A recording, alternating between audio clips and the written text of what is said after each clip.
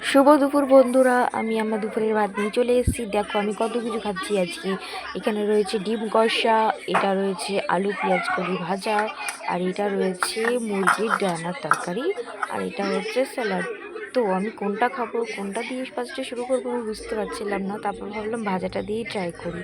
তো ভাজাটা নিতে গিয়ে আমি পুরোটাই নিয়ে ফেলেছি। এটা আমি আমার মামা বাড়ি থেকে আজকে দুপুরবেলা নিয়ে এসেছি খাবো বলে।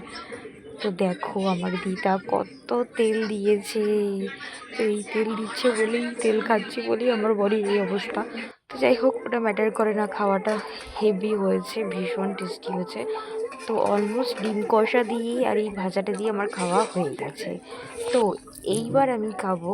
আমার বান্ধবী আমাকে এই তরকারিটা দিয়েছে, মুরগির ডানা ওরা রান্না করেছিল। তো এগুলো কারা কারা খাও আর খেতে ভালোবাসো আমাকে অবশ্যই জানিও।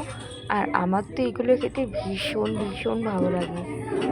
দেখো তোমাদের সাথে কথা বলতে বলতে আমার খাওয়া অলমোস্ট হয়ে গেছে। আর এই যে তেল অংশটা খেতে আমার কিন্তু দারুণ লাগে। তোমাদের কার কার ভালো লাগে আমাকে জানিও। দেখা হবে নেক্সট ভিডিওতে। ততক্ষণের জন্য টাটা, ভালো থেকো, সুস্থ থেকো।